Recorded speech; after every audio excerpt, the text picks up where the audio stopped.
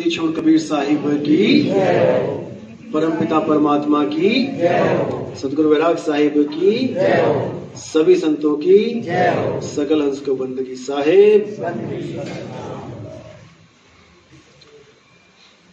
तो आज मालिक की दया से जयपुर में सत्संग हो रहा है। बहुत बड़ी दया होती है मालिक की जब किसी भी शहर में मूल ज्ञान का प्रचार होता है, क्योंकि पवित्र ज्ञान तो युगों युगों से चलता ही आ रहा है संसार में। पवित्र ज्ञान में जितने भी ग्रंथ हैं, वेद, पुराण, गीता, भागवत, कुरान, बाइबल, इंजील, तौरात, ये सब पवित्र ज्ञान है। ये ऐसा ज्ञान होता है कि एक जीव को, एक नादान जीव को समझाने के लिए इसमें बहुत से प्रकार की कहानियां बताई जाती हैं, बहुत से प्रकार के संदर्भ दिए जाते हैं ताकि जीव जागे और जीव अपने जीवन को एक संस्कार के रूप में पेश करे। जैसे रामायण में पुरुषोत्तम राम जी के बारे में बता के संदेश दिया गया कि आप भी राम जी की तरह ही जीवन व्यतीत करो, और बहुत कुछ बताया गया इन पवित्र ग्रंथों में। लेकिन जो मूल ज्ञान होता है वो कुछ अलग होता है। मूल ज्ञान क्या होता है? मूल ज्ञान होता है मूल भेद। वाणियों में जो भेद छुपे होते हैं, ग्रंथों में जो भेद होते हैं, जिस भेद को जानकर हम असलियत को जान पाते हैं कि हमारे जीवन का मकसद क्या है, हम इस दुनिया में क्यों आए, हमें इंसान जन्म ही क्यों मिला, हमें और कोई जानवर, कुत्ता, बिल्ली, हाथी, घोड़ा क्यों नहीं बना दिया गया। ये सब मूल ज्ञान में समझ में आता है। और मूल ज्ञान समझने के बाद हमें यह समझ में आता है कि हमारे जीवन का लक्ष्य क्या है। क्योंकि 184 जून के बाद एक बार इंसान चोला मिलता है। अगर इस इंसान चोले को हमने गवा दिया तो भाई दोबारा जल्दी नंबर नहीं लगने वाला। जैसे 12 बजने के बाद दोबारा 12 तभी बजते हैं जब 1 2 3 4 5 करते हुए 11 बज जाएंगे। ये सर्कल घूम रहा है, ये 84 का चक्कर घूम रहा है। ऐसा नहीं है कि इंसान चोले के बाद दोबारा तुम्हें जल्दी इंसान चोला मिल जाएगा अगले जन्म में। ऐसा बहुत कम होता है। केवल उन्हीं लोग को ये जन्म दोबारा मिलता है जो भक्ति करते हैं। जिसके लिए साहिब ने बोला, भक्ति बीज पलटे नहीं जुग जाए अनंत, धनी निर्धन हो सके पर रहे संत का संत। अगर आप भक्ति करते हो तब समझ लो कि आपको दोबारा इंसानी चोला मिलता है। जैसे मान के चलो आपने 10वीं पास कर ली पंजाब में या जयपुर में या कहीं और, अब आप किसी और शहर में जाते हो, किसी और स्टेट में जाते हो, तो आपको 10वीं के बाद 11वीं में ही एडमिशन मिलता है। 10वीं तो आपने कर ली, अब ऐसा नहीं होगा कि आपको दूसरी, तीसरी, चौथी, 5वीं में या 10वीं में दोबारा एडमिशन लेना पड़े। इसी प्रकार भक्ति एक सीढ़ी की तरह होती है। जो सीढ़ी आपने चढ़ गए भक्ति में, अब वो नीचे नहीं जाएगा बंदा, वो ऊपर ही आएगा। हाँ, अगर भक्ति करते करते कुछ ऐसे कर्म बन गए आपके जो बहुत ज्यादा अनर्थ वाले हैं, यानी भक्ति करते करते आपने मीट मांस खाना शुरू कर दिया, उसके बाद फिर अकल आ गई कि अरे भाई ये तो बहुत बड़ी गलती हो गई, तो सजा मिलेगी। इसकी सजा कैसे मिलेगी? 84 नहीं मिलेगी, क्योंकि भक्ति बीज पड़ा हुआ है। ऐसी ऐसी बीमारियां लग जाएंगी, कोढ़ हो जाएगा, गरीबी आ जाएगी, लेकिन मिलेगा इंसान चोला। ये मालिक की वाणी है कि अगर एक बार भक्ति स्टार्ट कर देवे बंदा तो आगे से आगे ही बढ़ता है। लेकिन अगर गलत काम करेगा तो फल जरूर मिलेगा। ऐसा नहीं है कि मैंने नाम ले लिया, अब मैं मीट भी खाना शुरू कर दूं, मैं ये भी कर दूं, मैं वो भी कर दूं। अगर नहीं सुधरेगा तो फिर 84 में जाएगा। कई लोग कहते हैं जी मैंने नाम दीक्षा ले ली, मैंने मीट खा लिया, एक गलती से मैं क्या करूं? क्या करना है? माफी मांगो मालिक से, और दोबारा ये गलती कभी ना हो जीवन में। ये दृढ़ निश्चय कर लो, क्योंकि आदमी तो देखो गलतियों का पुतला है। इंसान गलतियों का पुतला। ये मन शैतान जो अंदर बैठा है, ये कहीं पे भी दबोच लेता है। ये बहुत शातिर है और हम इसको बड़े हल्के में ले लेते हैं। हमें लगता है नहीं, हम तो कंट्रोल हो गए हैं। ऐसा नहीं है। जहां पर हमें लगता है हम कंट्रोल हो गए, वहां पे हम 1 करोड़ को भी लात मार देंगे, और जहां इसने गिराना है वहां पे 10 रुपए में भी गिरा देगा। ये ऐसा शातिर है।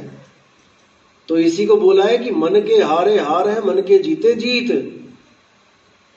जब तक आप इसको अच्छी तरह समझ ना जाओ कि ये मन क्या है, जब तक आप इसको हरा नहीं सकते।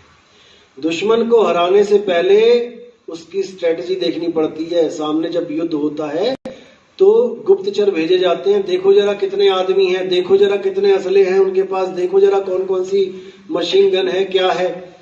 तभी तो लड़ोगे जब उनसे आगे की बात होगी तुम्हारे पास। वो लेके बैठे AK-47 और तुम यहाँ लठ लेके जा रहे हो, क्या करोगे? मरोगे। इसीलिए बोला गया कबीर साहब ने कि इसको परखो मन है क्या। इस मन को देखो, ये कहां कहां पे षड्यंत्र कर रहा है, कहां कहां पे ये विचार कर रहा है, क्या क्या विचार लेके आ रहा है। जितने भी तुम्हारे विचार आ रहे हैं ये तुम्हें तुम्हारा मन दे रहा है। ये चिड़िया के आगे दाने फेंक रहा है और इसको पता है कि कौन सी चिड़िया कौन सा दाना खाएगी। बहुत शातिर है ये, इसको पता है, हर चीज पता है।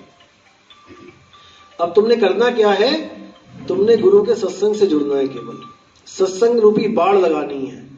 खेती तो कर रहे हैं सब, बीज बो रहे हैं, लेकिन अगर बाढ़ नहीं लगाई आपने तब समझ लो कि जानवर आएगा और आपके खेत में नुकसान करके चला जाएगा।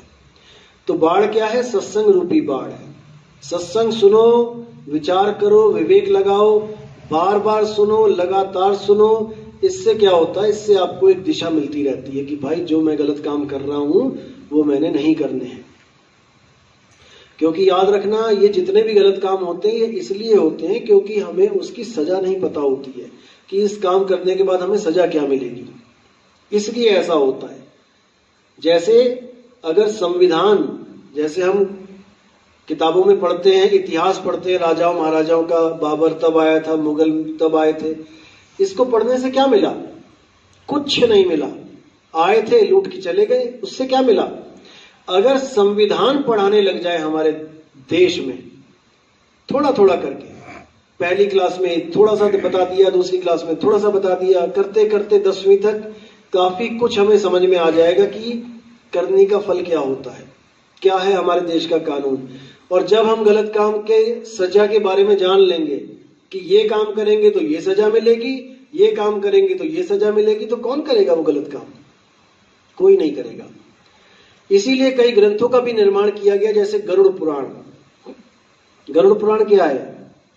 गरुड़ पुराण में यही समझाया गया है कि कब तुम क्या काम करते हो और उसका तुम्हें क्या फल मिलता है। उसमें कोई डराया नहीं गया है तुम्हें, उसमें हकीकत बताई गई है कि क्या काम करोगे और क्या फल मिलेगा। लेकिन ये सब सूक्ष्म शरीरों का खेल होता है, इसलिए हमें लगता है ये सब झूठ है। ये सब सूक्ष्म शरीरों का खेल है। आप क्या काम कर रहे हो, जैसे मान के चलो आप कोई कुछ भी काम कर रहे हो, कोई कपड़ा ही बेच रहा है, तो क्या सपने में ग्राहक नहीं आता? कपड़ा नहीं बेचते क्या आप? कोई भी काम, कोई दवाइयां बेच रहा है तो उसको सपने में भी डॉक्टर दिखाई देगा। और भी कोई काम कर रहा है तो उसको अपना काम जो कर रहा है उसके रिलेटेड सपने आएंगे। वो सब सूक्ष्म शरीरों का खेल है। तो यही सूक्ष्म शरीर जो सपने में आ रहे हैं, यही तब असलियत बन जाता है जब आपके पास स्थूल शरीर नहीं रहता है। अभी आप इसको सपना सपना इसलिए कह रहे हो क्योंकि उसको छोड़ के, सूक्ष्म शरीर को छोड़ के स्थूल में आ जाते हो, इसलिए तुम कहते हो वो तो सपना है, असलियत नहीं है। लेकिन जब तुम्हारे पास स्थूल ही नहीं बचेगा आने के लिए, तब कहां जाओगे? तब वहीं रहना पड़ेगा। और क्या सपनों में क्या मार नहीं पड़ती? सपनों में क्या भूत प्रेत नहीं दिखाई देते? सपनों में क्या नदी नाले नहीं दिखाई देते? सपनों में क्या शेर चीते नहीं दिखाई देते? सब कुछ दिखाई देता है। डरते नहीं हो क्या? डरते भी हो। सांप दौड़ाता है, शेर भगाता है, भागते हो वहां से, उसके बाद भाग के इस शरीर में आ जाते हो। और जब आंखें खुलती है तो कहते हो शुक्र है, क्योंकि वहां से भाग के यहां आ गए। लेकिन जब ये नहीं रहेगा फिर कहां भागोगे? फिर तो फंस गए, स्थूल से निकले और सूक्ष्म में फंस गए। अब साहिब क्या कह रहे हैं कि बचना चाहो काल जाल से, चीनो शब्द हमारा, और कहे कबीर अमर कर राखू, जो निज होए हमारा। ये जितने भी गुरु इस दुनिया के हैं, ये तुम्हें स्थूल से सूक्ष्म में लेके जा रहे हैं। स्थूल से सूक्ष्म में जब तुम जाते हो तब तुम्हारे पास देह होती है, तुम्हारे पास अंगूठे जितनी देह होती है, तुम्हारे माँ बाप भाई बहन सब तुम्हें दिख रहे होते हैं। तुम अलख लोक, अगम लोक, अनामी लोक, सतलोक, शिवलोक, ब्रह्मलोक, सारे लोकों में भ्रमण कर रहे होते हो। तुम्हारे पास शरीर होता है, तुम्हें शरीर दिखाई दे रहे होते हैं, लेकिन ये शरीर ही बंधन है, और जहां शरीर है वहां पर उसका नाश भी होगा। इसीलिए साहिब ने बोला कि अगर शरीरों से बचना चाहते हो, अगर देही से बचना चाहते हो, केवल इस स्थूल देही से नहीं, स्थूल सूक्ष्म कारण महाकारण केवल हंस छठों प्रकार की देहों से बचना चाहते हो, तो मेरे शब्द को चीन लो। जो मेरा शब्द है उसको जान लो कि वो क्या है। और मेरा शब्द ये नहीं है कि किसी गुरु ने मंत्र दे दिया, किसी गुरु ने सोहंग का जपा जाप दे दिया, किसी गुरु ने कान बंद करके उंगलियां अनहद धुन से जुड़वा दिया। ये मेरे शब्द नहीं है। इसको तो साहिब ने साफ मना किया, जाप मरे अजपा मरे, अनहद भी मर जाए, और सुरत समाये शब्द में वाको काल न खाए। अगर बचना चाहते हो तो मेरे शब्द को अच्छी तरह समझ लो। मेरा शब्द विदेह है, देही शब्द नहीं है। शब्द शब्द सब कोई कहे, वह तो शब्द विदेह, और जीवा पे आवे नहीं, निरख परख कर ले। वो जीभ पे नहीं आता कि कोई कहे वो हिंदी का शब्द है जी, गुरुजी मुझे नाम दे दो। हिंदी में नाम दे दिए, पंजाबी में नाम दे दिए, उर्दू में नाम दे दिए। वहां भाषा का काम नहीं है, वहां 52 अक्षरों का कोई खेल ही नहीं है। 52 आखर जीव आधारा, और आदि अक्षर जीभ्या से न्यारा। वाही को सत सिमरण कहिए, सिमर सिमर नर उतरो पारा।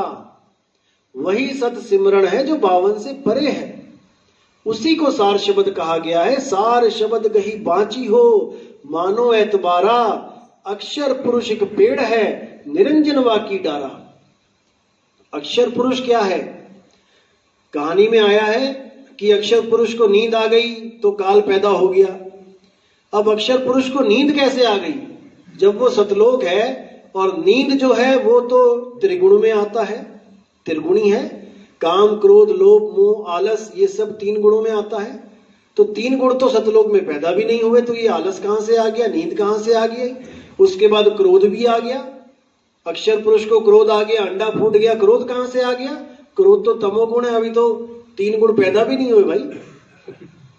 असल में अक्षर पुरुष क्या है? अक्षर पुरुष आप हो, और जो नींद आई है वो आपको आई है, इसीलिए बार बार काल को पैदा कर देते हो। इसीलिए साहिब ने बोला, मैं कहता हूं जागत रहियो, और तू जाता है सोई रे।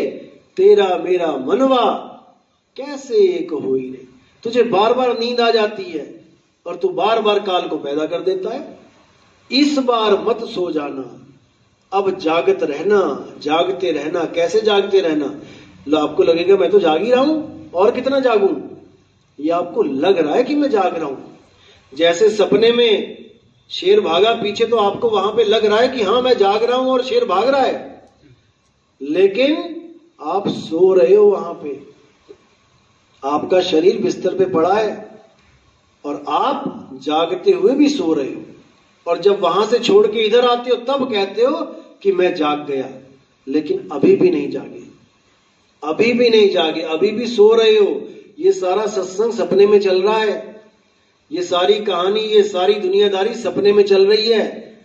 जब तुम्हारी मृत्यु होती है तो तुम एक शरीर को छोड़ के, यानी एक सपने को छोड़ के सदा के लिए दूसरे सपने में चले जाते हो। अब इन सपनों से निकलना कैसे है? अब एक अलार्म लगा हुआ है, अब जब वो अलार्म बजेगा और तुम्हारा ध्यान उस अलार्म में लग जाएगा, तो उस अलार्म में इतनी ताकत है कि वो तुम्हारे सपने के अंदर घुस के तुम्हें बाहर निकाल देगा। जब अलार्म बजता है, याद करो, सपने में भी आपको आवाज सुनाई देने लग जाती है अलार्म की। फिर आप एकदम देखते हो सपने में कि यार आवाज कहां से आ रही है, और जब ध्यान लगाते हो सूरत, उस आवाज में एकदम बाहर आ जाते हो। ऐसे ही वो आवाज सदा सदा से हो रही है, लेकिन उस अलार्म की तरफ हमारा ध्यान ही नहीं है। बस साहिब इतना ही समझा रहे हैं, सूरत फंसी संसार में और दा से बढ़ गई दूर, सूरत बांध स्थिर करो आठों पहर हुजूर। आपने सूरत को स्थिर करना है। कहां पे स्थिर करना है? जहां पे वो अलार्म बज रहा है, जहां पर वो बांगे इलाही हो रही है, जहां पर वो बांग हो रही है, आवाज आ रही है, बस आपने वहां पे सूरत रखनी है। बाकी सारा खेल उस आवाज का है। वो जब आप पे दया करेगा वो आपको यहां से निकाल लेगा। जब उसको लगेगा कि हाँ भाई ये लायक हो गया है यहां से निकलने के, वो अपने आप दया करेगा। जैसे किसी पिता का कोई पुत्र है, जब तक छोटा होता है तब तक वो उसके हाथ में हीरा नहीं देता। 8-10 साल के बच्चे के हाथ में या 5-7 साल के 2 साल के बच्चे के हाथ में कोई भी पिता हीरा नहीं देता, भले उसके पास हजारों हीरे पड़े हों। वो इंतजार करता है कि ये बच्चा समझदार हो जाए, 20, 22, 25 साल का हो जाए, इसको पता लग जाए कि इस हीरे की कीमत क्या है। नहीं तो छोटे बच्चे को हीरा दे दो तो खेलता हुआ नाली में भी फेंक देगा, उसको कुछ फर्क ही नहीं पड़ता, उसको पता ही नहीं है, बोध ही नहीं है। इसी प्रकार जब तक हमारा ध्यान संसार में रहता है ज्यादा, तब तक परमात्मा क्या कहता है कि अभी इसे कदर नहीं है उस हीरे की जो इसको गुरु ने दिया है, अभी इसको खेलने दो, खिलौनों से खेलते रहो। जब उसको समझ में आता है कि भाई ये खिलौने किसी काम के नहीं है, उसके बाद जो लगन लगती है, लगन कब लगती है? जब ठोकर लगती है। ऐसा कोई भी इस दुनिया में संत नहीं है जिसको ठोकर ना लगी हो। ठोकर खाने के बाद ही लोग संत बनते हैं। जैसे गौतम बुद्ध ले लो, ठोकर लगी, सारा राजपाट छोड़ दिया। और आज के संत क्या कर रहे हैं? आज के संत राजपाट इकट्ठा करने में लगे हैं। वो छोड़ के भाग रहे हैं और ये इकट्ठा करने में लगे हैं। दिक्कत ये है क्योंकि किसी को समझ में ही नहीं आ रहा कि हो क्या रहा है। माया खेल रही है, नचा रही है और हम नाचने में लगे हुए हैं। बस करना क्या है? उस मालिक की आवाज पे ध्यान लगाना है। वो मालिक हमेशा हमेशा आपको बुला रहा है और आप इस माया में उलझे पड़े हैं। माँ बाप, भाई बहन, दीन दुनिया जितनी भी है इसी को सत्य मान के बैठे हैं और जो अपना असली स्वरूप है, अपना असली परमात्मा है, उसकी तरफ कोई भी ध्यान नहीं है। शीशे में खुद को ही देख रहे हैं और उसी को सत्य मान रहे हैं। जैसे स्वान कांच मंदिर में भ्रमते भूख मर्यो, कहे कबीर नल्ली के सुगना तो है कौन पकड़ियो। इतनी सी बात है। यही काया ही शरीर है और यही शीशा है। हम काया से बाहर हैं लेकिन हम अपने आप को काया में देख रहे हैं। बस इतना सा भ्रम तोड़ना है आपने। अपने आप को काया में मत जानो, काया में तुम्हारा प्रतिबिंब है। जीव रूप में तुम काया में हो और आत्म रूप में तुम काया से बाहर हो। जैसे शीशे से आप बाहर हो लेकिन आप शीशे में अपने प्रतिबिंब को देख के अपने आप को शीशे में ही फंसा हुआ मान रहे हो। बस इतना ही भ्रम तोड़ना है। शीशे से सूरत बाहर करनी है और शीशा जब टूट जाएगा उसको टूटने दो। तुम्हें कोई फर्क नहीं पड़ता अगर शीशे में कोई पत्थर भी मार दे तुम्हारे प्रतिबिंब पे, तुम्हारे अक्स पे, तुम्हें कुछ नहीं होने वाला। बस हमने इसी को समझना है। तो इसी को आत्म ज्ञान कहते हैं। देही ज्ञान से हटके आत्मा को जानना है। आत्म ज्ञान बिना नर भटके, कभी मथुरा कभी काशी, और जल में मीन प्यासी, मुझे देखत आवे हांसी। आत्म ज्ञान बिना नर भटके, ना कि मंत्र ज्ञान बिना नर भटके, तंत्र ज्ञान बिना नर भटके, तीर्थ ज्ञान बिना नर भटके। ऐसा कुछ नहीं है। यहां पे आत्म ज्ञान की बात चल रही है। आत्म ज्ञान का मतलब है मेरा ज्ञान मुझे स्वयं हो जाए। जैसे आत्म कथा कोई लिखता है तो अपने ही बारे में कथा लिखता है, किसी और की बात थोड़ी नहीं करेगा वो। जब कोई आत्महत्या करता है तो किसी और को गोली थोड़ी नहीं मारेगा, वो खुद को गोली मारेगा, आत्महत्या। इसी प्रकार आत्म ज्ञान यानी मेरा ज्ञान, मुझे मेरा ज्ञान कराने वाला कोई गुरु मिल जाए तो मेरा परमात्मा मुझसे दूर नहीं है। क्यों? क्योंकि परमात्मा कहीं बाहर नहीं है भाई, परमात्मा मेरी आत्मा में वास करता है।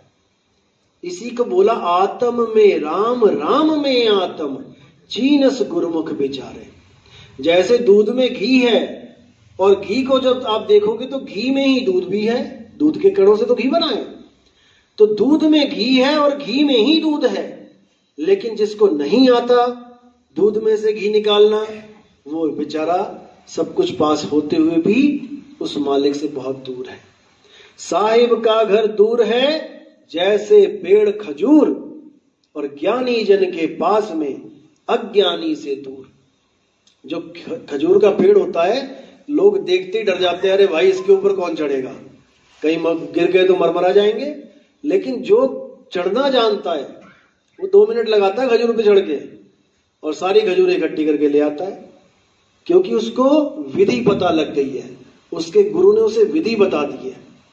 बस सारा खेल विधि का है।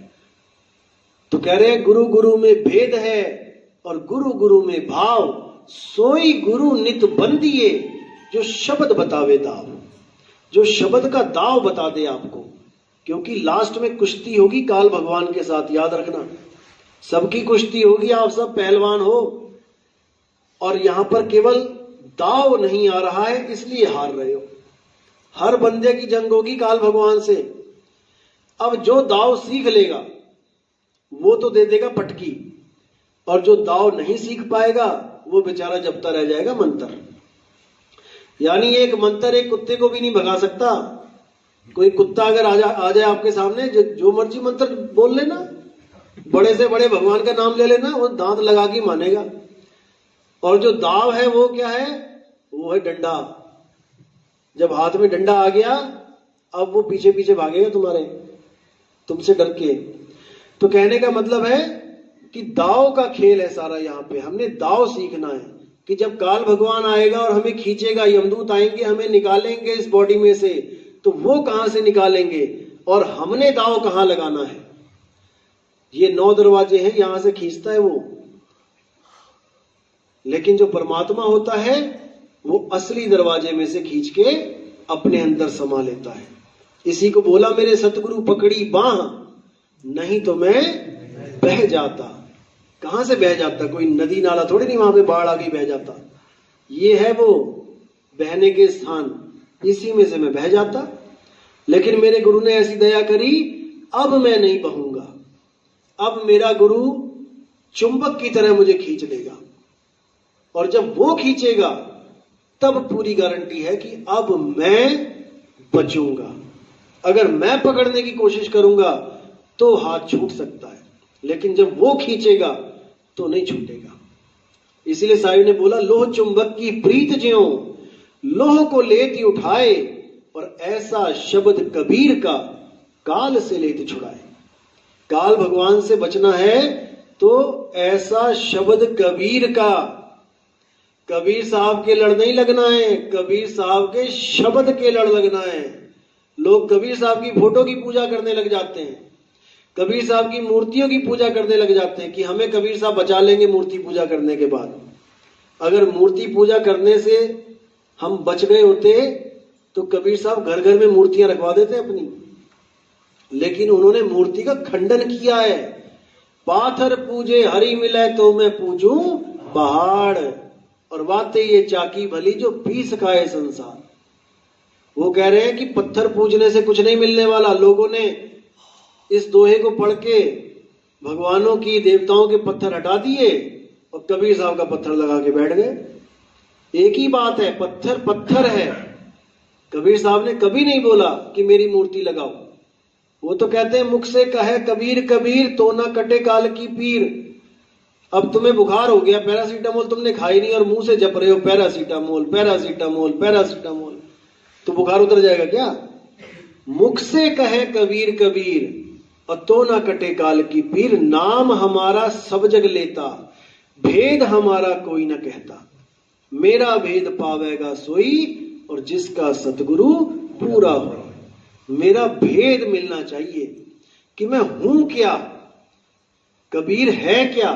अरे कक्का केवल नाम है और बब्बा ब्रह्म शरीर, रारा सब में रम रहा और वाको नाम कबीर। जो सब में रम रहा है, एक भी ऐसा नहीं है जिसमें वो कबीर नहीं है। वो सब में रम रहा है। ऐसा नहीं है कि गुरुजी में ज्यादा बड़ा वाला कबीर है और तुम्हारे आप में छोटा वाला कबीर है, ऐसा नहीं है भाई। 1000 मोमबत्तियां जल रही हैं, सब में वो रोशनी है, लेकिन उसको जानना पड़ेगा। जैसे दिए के तले अंधेरा होता है, ऐसे ही हम, दिया तो है हमारे पास, लेकिन हम अंधेरे में जी रहे हैं। हमने करना क्या है? अंधेरा नीचे है, उजाला ऊपर है। हमने नीचे से ऊपर पहुंचना है केवल। जैसे ऊपर सूरज है, इस वक्त पूरी गर्मी पड़ रही है, लेकिन हम बैठे हैं छत के नीचे और हम क्या कह रहे हैं? सूरज है ही नहीं, सूरज है ही नहीं। अरे सूरज है, लेकिन तुम गलत जगह बैठे हुए हो।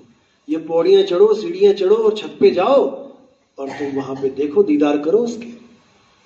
तो इसीलिए साहिब ने बोला है कि वो दूर नहीं है, वो बिल्कुल करीब है, लेकिन कोई समझ नहीं पा रहा है। ज्यों तिल माही तेल है, ज्यों चकमक में आग, और तेरा साईं तुझ में है, जाग सके तो जाग। तेरा साईं तेरे शरीर में नहीं है कि शरीर को खोजने लग गए कई लोग। कोई त्रिकुटी में खोजने लग गया, कोई नाक पे ध्यान लगाने लग गया, कोई कंठ में लग गया, कोई नाभि पे लग गया, कोई गुदा चक्र पे लग गया, कोई स्वाद चक्र पे लग गया। साहिब ने कहा है तेरा साईं तुझ में है। तो सबसे पहले मुझे यह जानना पड़ेगा कि मैं हूं क्या, क्योंकि मेरा साईं तो मुझ में है ना। तो मैं हूं क्या? मैं शरीर तो नहीं हूं। अब जब मैं शरीर नहीं हूं तो मैं शरीर में खोजूं क्यों? तो साहिब कह रहे हैं संतो तन खोजा मन पाया, मन ही श्रोता मन ही वक्ता, मन ही निरंजन राया। जिसने भी आज तक तन को खोजा है उन्हें केवल मन ही मिला है, क्योंकि तन में ही मन रहता है। तन छूटे मन कहां समाए। कितनी वाणियों में उन्होंने इशारा किया है कि तन में खोजोगे तो मन मिलेगा और आत्मा में खोजोगे तो परमात्मा मिलेगा। इसी को बोला आत्म चीन है परमात्म चीन है, संत कहावे सोए, और यह भेद काया से बाहर बूझे बिरला कोई। अपनी आत्मा को चीनो। आत्मा को कैसे चीनेंगे? बच्चों को स्कूल में भेजते हैं, क्या करते हैं? बच्चा पढ़ के आता है, आंख कहाँ है, कान कहाँ है, बाल कहाँ है, नाक कहाँ है, गला कहाँ है, सारा कुछ सीख के आता है। और हम बच्चे को पूछते भी हैं घर में आज जब वो आता है कि क्या सिखाया टीचर ने, बेटा आईज कहाँ पे हैं, ईयर कहाँ पे हैं, बाल कहाँ है, सब पूछते हैं। और हम खुश होते हैं कि हमारा बच्चा सब कुछ जान रहा है, उसको ज्ञान हो रहा है, बोध हो रहा है कि कौन सी चीज कहाँ पे है। लेकिन ना तो आज तक किसी माँ बाप ने ये पूछा किसी टीचर से, या टीचर ने किसी बच्चे से, या बच्चे ने कभी अपने माँ बाप से कि आत्मा कहाँ है। ये सवाल आज तक किसी ने नहीं पूछा कि ये आत्मा कहाँ है, क्योंकि आत्मा का किसी को पता ही नहीं है। लेकिन जब बात चलती है अध्यात्म की तो सब आत्मा आत्मा गाने लग जाते हैं। पंडित जी मूर्ति पूजा कर रहे हैं लेकिन बात करेंगे आत्मा की, पूरा आत्मा का ज्ञान देके कहेंगे लो जी माथा टेक लो इसको। अरे फिर आत्मा कहां चली गई? आत्मा गई कहां? आत्मा को ही जानना है। तो गुरु जो होता है वो आपको केवल आत्मा का ज्ञान देता है। इसीलिए गीता में बोला है कि हे अर्जुन, बहुत सारे ग्रंथों में बहुत सारी विधियां हैं, कैसे यज्ञ करना है, कैसे जप करना है, देवताओं को कैसे प्रसन्न करना है, कैसे वो बारिश करेंगे, बारिश से फसल होगी, फसल से अन्न होगा, अन्न से तुम्हारा शरीर बनेगा, बहुत कुछ होगा। लेकिन जो लोग आत्मा में रमण करते हैं उन्हें ये सब करने की कोई जरूरत नहीं रहती। जो आत्मा में संतुष्ट होते हैं उनके लिए कोई आध्यात्मिक कर्म कर्तव्य लागू ही नहीं होता। और जो अपने स्वरूप को सिद्ध कर लेते हैं, यानी जो अपने आप को जान लेते हैं परमात्मा की दया से, वो किसी अन्य जीव पे निर्भर भी नहीं रहते। अब अगर वो अमेरिका में है तो वो उन्हें परमात्मा अमेरिका में ही मिल जाएगा, वो कहीं जापान में है तो जापान में मिल जाएगा, वो इंडिया में बैठे तो इंडिया में मिल जाएगा। अब वो किसी का इंतजार नहीं करेंगे कि कोई मेरा गुरु आएगा मुझे लेने अंत समय में। वो कहीं भी चला जाए, आत्मा उसके पास है, परमात्मा का उसमें वास है, और कुछ नहीं करना है। बस अपनी आत्मा को जानना है, आत्म ज्ञान में आ जाना है। आत्मा के अलावा जो कुछ भी है वो सब नाशवान है। हे अर्जुन, इस दुनिया में केवल आत्मा ही अजन्मा है। यहां तक कि तेरे और मेरे भी कितने ही जन्म हो चुके हैं। साफ लिखा है, तुम उसको नहीं जानते लेकिन मुझे हर जन्म याद है। क्यों? क्योंकि मैं ब्रह्म ज्ञान में स्थित हूं, मैं ब्रह्म ज्ञानी हूं, त्रिकालदर्शी हूं, मुझे सारे जन्म याद है। लेकिन तुम एक जीव अवस्था में हो, इसलिए तुम अपने आप को केवल अर्जुन मान के बैठे हो। तुम्हें नहीं पता कि तुमने कितने जन्म अभिमन्यु के पिता का रोल कर लिया और कितने जन्म अभिमन्यु ने तुम्हारे पिता का रोल कर लिया। तुम इस बात को नहीं जानते। तुम आज भी अपने आप को केवल अभिमन्यु का पिता ही मान के बैठे हो। इसलिए हे अर्जुन, जितने भी शरीर हैं ये सब नाशवान है। अध्याय 7 में बोला कि जो भी जिसकी पूजा करता है वो उसी के लोक में चला जाता है। अगर आप भूत प्रेतों की पूजा करते हो तो आपको भूत प्रेतों के बीच में ही जन्म लेना पड़ेगा। अगर आप देवी देवताओं की पूजा करते हो तो आपको देवलोक में जाना पड़ेगा, इंद्र के राज में जाना पड़ेगा, जहां पे पता नहीं कब राक्षस अटैक करे और सबको भागना पड़ जाता है। देखो कितना टीवी में दिखाया जाता है, राक्षसों ने कितनी बार स्वर्ग पे आक्रमण किया और जाके त्रिदेवों के पास जाके शरण ली। तो ऐसे ही जो पितरों की पूजा करते हैं वो पितरलोक में चले जाते हैं। हे अर्जुन, ये तीनों ही मुझे कभी प्राप्त नहीं कर सकते, ये मुझ तक नहीं पहुंच सकते। कारण क्या है? क्योंकि ये लोग जो इनकी पूजा करते हैं वो मुझे भी एक आम मनुष्य समझते हैं, आदमी की तरह मेरे स्वरूप को जानते हैं कि मेरी भी 2 आंखें, 2 हाथ, 2 पैर हैं। जो ज्ञानी जन होते हैं असल में वो ही मेरे वास्तविक स्वरूप को जानते हैं कि मैं एक आत्मदेव हूं। और जो ज्ञानी जन मुझे आत्मा करके जानते हैं, अंत समय में वो मेरे ही स्वभाव को प्राप्त हो जाते हैं। इसलिए हे अर्जुन, खुद को और मुझको शरीर मत समझो। हम और तुम आत्मदेव हैं, शरीर तो केवल हमारे आत्मा के कपड़े हैं जो एक दिन नष्ट हो जाएंगे। अगर तुम इन लोगों को नहीं मारोगे तब भी ये एक दिन अपने आप मर जाएंगे। यहां तक कि ये पहले से ही मरे हुए हैं, बस तुम्हें आभास हो रहा है कि ये जीवित हैं। इसलिए हे अर्जुन, केवल और केवल आत्मा का साक्षात्कार करना चाहिए। और कैसे करना चाहिए? अध्याय 4 34वां श्लोक, कि उस गुरु की शरण में जाओ जो गुरु अपने स्वरूप को सिद्ध कर चुका है, यानी जो अपने स्वरूप को जान चुका है। परमात्मा की दया से जिसने अपने स्वरूप को जान लिया है, केवल वो ही तुम्हें तुम्हारे नकली स्वरूप से अलग कर सकता है, तुम्हें तुम्हारे शरीर से अलग आत्मा की अवस्था का ज्ञान दे सकता है। और 4 अध्याय का 35वां श्लोक, एक बार ये ज्ञान हो जाने पर, यानी तुम्हें अगर 1 सेकंड के लिए भी परमात्मा ने वो ज्ञान दे दिया, यानी तुम्हें अगर 1 सेकंड के लिए भी आत्म ज्ञान प्राप्त हो गया, अब तुम्हारे मन में कोई संशय भरम नहीं रह जाता। जैसे अज्ञानी जीव पंखे को एक ही मान के बैठा है कि ये केवल पंखा है, चल रहा है, जबकि ज्ञानी जीव जानता है कि यहाँ पे 2 ताकतें काम कर रही हैं। एक तो पंखा काम कर रहा है और एक बिजली काम कर रही है। जो ज्ञानी जीव है वो बिजली के करंट के झटके को समझता है, वो जानता है, लेकिन अज्ञानी को वो झटका आज तक महसूस नहीं हुआ, उसने करंट को कभी हाथ लगाया नहीं, इसलिए लाख बार समझाने पर भी वो करंट को अनुभव कर ही नहीं सकता, वो उसके बारे में समझ ही नहीं सकता।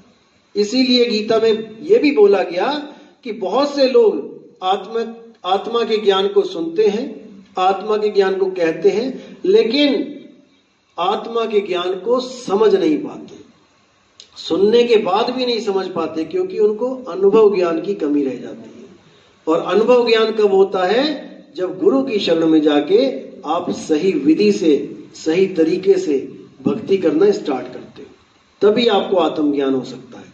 अन्यथा आप जप तप व्रत तीर्थ पूजा इसी में ही उलझे रह जाओगे और ये इंसान चोला ऐसे ही बर्बाद हो जाएगा। इसीलिए बार बार साहिब ने बोला कि 184 भटक के पौ पे अटके आए और अब की पासा ना पड़ा तो फिर 84 जाए। ये एक जुआ चल रहा है, इस जुए में आखिरी बाजी है ये तुम्हारे हाथ में। अगर ये आखिरी बाजी तुमने हार गए अगर तुम, तो भाई दोबारा से उसी 84 के चक्कर में वापस घूमना पड़ेगा। लेकिन परमात्मा की दया है कि अगर आपने भक्ति स्टार्ट कर दी है तो आपका एडमिशन उस विद्यालय में, उस कॉलेज में हो जाता है जहां पर बैक गियर नहीं लगता। आगे से आगे बढ़ना ही है। आप देखोगे कि इंसानों की इतनी आबादी बढ़ रही है। क्यों बढ़ रही है? क्योंकि लोग भक्ति कर रहे हैं। भक्ति कर रहे हैं इसलिए वापस इंसानी चोले में आ रहे हैं और इंसान चोला बढ़ता ही जा रहा है। एक समय ऐसा आएगा जब ये पूरे संसार में भक्ति फैलेगी और धीरे धीरे धीरे धीरे सब आजाद होंगे, सबको मुक्ति मिलेगी। किसी का कोई सवाल हो तो वो पूछ सकता है। किसी को कुछ समझ में नहीं आया? पहली बार कौन आया यहाँ पे? हाथ खड़ा करें। पहली बार। आप लोग पहले कहां से जुड़े हुए थे आप?